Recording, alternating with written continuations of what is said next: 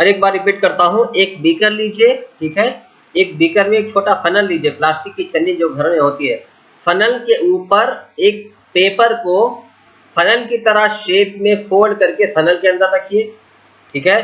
Funnel के अंदर रखकर इसमें यहाँ पर इस डाउन साइड में थोड़ी सी मिट्टी रखिए, ठीक है, थोड़ी सी मिट्टी रखिए। मिट्टी रखने के बाद आप क्या करिए, एक थोड़ा सा 10 ml पानी लीजिए, 10 ml,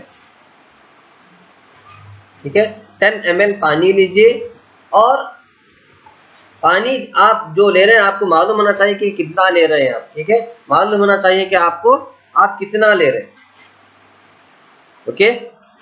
50 ग्राम आप ले सकते हैं, मिट्टी 50 ग्राम लीजिए, पानी 10 ml लीजिए, 10 ml या फिर 20 ml भी ले सकते हैं, लेकिन जितना ले रहे हैं आप नोट डाउन करना, ठीक है।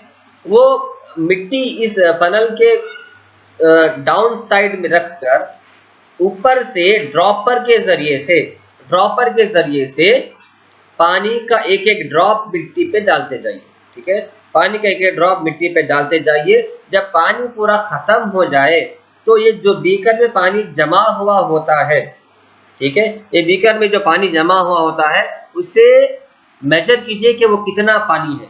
आप तो 10 ml डाले थे, ठीक है, लेकिन बीकर में जो पानी नीचे कंडेंस हो गया उसे जमा करके देखिए कि कितना ml है। ऑब्वियसली वो 10 ml से कम ही होगा, ठीक है। ये आपको बताएगा कि वो मिट्टी कितना पानी जज़्ब कर सकती है, परसेंटेज ऑफ वाटर एब्जॉर्ब। इससे आपको ये मालूम होगा कि वाटर कितना एब्जॉर्ब हुआ, पानी कितना जज़्ब हुआ, ठीक है। लेटर यहाँ पे फॉर एग्जाम्पल पानी आप लिए थे 10 ml, okay, initial water 10 ml, okay, filter water 20 ml, water after filtering in the beaker, water remains after filtering is equal to 20 ml, okay. और सॉइल कितना है 50 ग्राम। तो आपको ये फॉर्मूला यूज करना है U माइनस V। ये U वो पानी है, U वो पानी है जो आप छन्नी में डालने से पहले 10 ml का लिए थे, और V वो पानी है जो आपको बीकर में कंडेंस होके मिला, और ये 50 जो है ये मिट्टी का वेट है 50 ग्राम। इसका अगर आप ये फॉर्मूला यूज करेंगे U minus B by 50, that means the water taken initially is subtracted by water remains in the beaker divided by the amount of soil taken into 100. This gives the percentage of absorption of water. ये आपको percentage देगा कि वो मिट्टी में पानी जज़्ब करने का कितना परसेंटेज कैपेसिटी है, कितनी परसेंटेज एबिलिटी है, ये आपको इंफॉर्मेशन देगा, ठीक है। Got the point? Now repeat this activity with different soils. अब इसी तरह का एक्सपेरिमेंट अलग अलग तरह की मिट्टियों को डाल के कीजिए, एक रेड कलर की मिट्टी, एक ब्लैक कलर की मिट्टी, एक जो है चिकनी मिट्टी को डाल के देखिए, एक जो है रेतीली कंकरियों भरी रेती को डाल के देखिए। अलग अलग मिट्टी से आप ये एक्सपेरिमेंट रिपीट कर सकते हैं। Which soil would have the highest percolation rate? Which soil would have highest percolation rate? Which soil would have the lowest percolation rate? You will be finding the answers. Okay. Now soils and crops. India में बच्चों अलग अलग इलाकों में अलग अलग तरह की जमीन पाई जाती है। सारे इंडिया में एक ही तरह की जमीन नहीं है। जैसे कि फॉर एग्जांपल अगर आप यहाँ गुलबर्गा में अगर आप देखेंगे तो आपकी यहाँ पर हमारी मिट्टी ग्रे कलर की है, ब्लैक कलर की। इसी तरह अगर आप गुलबर्गा से बहुत करीब बीदर में जाएंगे तो वहाँ पे मिट्टी आपको रेड कलर की नजर आएगी, और यहाँ पे जहीराबाद के करीब रेड कलर की आपको मिट्टी नजर आएगी। इसी तरह सारे इंडिया में हर एक मुकाम पर अलग अलग तरह की मिट्टियाँ मौजूद है। In some parts there is clayey soil. Clayey means बहुत ज्यादा चिकट मिट्टी। कुछ इलाकों में बहुत ज्यादा चिकट मिट्टी है, कुछ इलाकों में बहुत ज्यादा रूखी मिट्टी है। रूखी मीन्स उसमें पानी जज्ब जल्दी नहीं होता। कुछ इलाकों में ऐसी है जो लोमी सॉइल है, यानी चिकट भी है और रूखी भी, दोनों उसके अंदर एबिलिटीज है। Soil is affected by wind, rainfall, temperature, light and humidity. ये जो जमीन की जो खासियत है ये चेंज होते रहते हैं, ठीक है।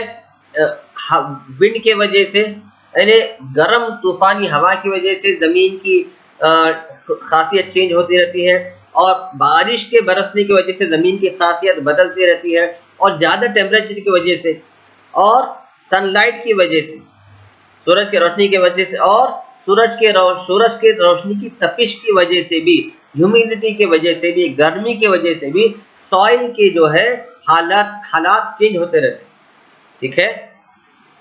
These are some important climate factors which affect the soil profile and bring changes in the soil structure. मिट्टी में जो चेंजेस लाने के ये सारी चीज़ें जिम्मेदार है, जैसे कि विंड है, गर्म हवा, या फिर बहुत तेज ठंडी हवा, या फिर बहुत ज़्यादा बारिश, या फिर बहुत कम बारिश, या फिर टेम्परेचर, ठीक है, टेम्परेचर, या फिर लाइट, सूरज की रोशनी, और ह्यूमिडिटी, ठीक है। ह्यूमिडिटी मीन्स हीट एनर्जी, गर्मी, ठीक है। ये सारी चीज़ें जो है ज़मीन के हालात को चेंज करते रहते हैं। The climate factors as well as components of soil determine the various types of vegetation and crops that might grow in any region. किसी भी रीजन में, किसी भी इलाके में वहाँ पर किस तरह की खेती होती है, वो जो है कौन से इलाके में किस तरह की खेती होती है, ये इस चीज़ पे डिपेंड है कि वहाँ की ज़मीन कैसी है, वहाँ की ज़मीन की मिट्टी कैसी है, वहाँ की खेत की मिट्टी या चिकनी है, या चिगट है, या रुखी है, यानी पानी को जल्दी जज्ब करने वाली है, या पानी को नहीं पीने वाली मिट्टी, पानी जज्ब नहीं करने वाली मिट्टी है, किस तरह की मिट्टी है, किस तरह की ज़मीन है, उस पर डिपेंड होगा है कि वहाँ पर कौन सी खेती होती है, ठीक है। Clay and loamy soils are both suitable for growing cereals like wheat and gram. कीचड़ वाली मिट्टी और वो मिट्टी जो लोमी सॉइल है, यानी सख्त भी होती है और कीचड़ भरी होती है, ये सारे मिट्टी जो है, ये मिट्टियों में हम गेहूं पीक सकते हैं, जवार पीक सकते हैं। Such soils are good at retaining water, यानी ये जो इस तरह के जो ज़मीन है, ये पानी पीने के पानी बहुत ज़्यादा पी लेती है, ठीक है, पानी एब्जॉर्ब करने के बहुत कैपेसिटी होती है। For paddy soils rich in calcium organic matter are and having good capacity to retain water are ideal. धान के लिए और मसूर की दाल के लिए वो उस तरह की ज़मीन चाहिए कि जो जैसे कि लोमी सॉइल है, जो पानी को बहुत अच्छी तरह खींचने के काबिल हो, ठीक है। और कॉटन सैंडी लोम और लोम विच ड्रेन वाटर इजीली। कॉटन के लिए भी लोमी सॉइल ज़रूरी है। अक्सर खेती बाड़ी करने के लिए बच्चों लोमी सॉइल बहुत ज़्यादा इम्पोर्टेंट मिट्टी है खेती बाड़ी करने के लिए। तो क्रॉप्स जैसा कि गेहूँ, इस तरह की चीज़ें जो है फर्टाइल सॉइल में, फर्टाइल यानी बहुत नरम मिट्टी और पानी ज़्यादा पीने वाली मिट्टी में ज़्यादा जो है पीक सकते हैं, ठीक है। इंडिया में कहीं भी खेती बाड़ी हो, ये बात तो ज़रूरी है बच्चों कि खेती बाड़ी उस मिट्टी में हो सकती है जिस मिट्टी में पानी जज्ब करने की कैपेसिटी है, पानी को ड्रेन करने की कैपेसिटी है, पानी को वाटर को एब्जॉर्ब करने की कैपेसिटी है, और परकोलेशन रेट जिस सॉइल का ज़्यादा है उसमें क्रॉप्स प्रोडक्शन बहुत अच्छा होता है, खेती बाड़ी बहुत अच्छी होती है। ये था आपका चैप्टर सॉइल्स के बारे में, ये था आपका चैप्टर सॉइल के बारे में। तो हमने सारे टॉपिक्स कवर किए, सॉइल टीमिंग विथ लाइफ, और जो है सॉइल प्रोफाइल, और प्रोक्लिनेशन रेट, और सॉइल के टाइप्स, ये सारी चीज़ें हमने कवर किए हैं। प्रोक्लिनेशन रेट और moisture in soil, absorption of water bye soil, ये सारे जो टॉपिक, और सॉइल्स एंड क्रॉप, ये सारे टॉपिक्स हमने एक के बाद एक क्लियरली और डिटेल में कवर किए हैं बच्चों। आपसे रिक्वेस्ट है कि इस सारे 5 या 6 वीडियोस को अच्छी तरह रिपीटेडली बार बार देखिए, और हर टॉपिक में आप अच्छी तरह एक्सपर्ट होकर अच्छी तरह समझने की पूरी कोशिश कीजिए, ताकि आपको आंसर्स देने में इजी हो। Okay, thank you.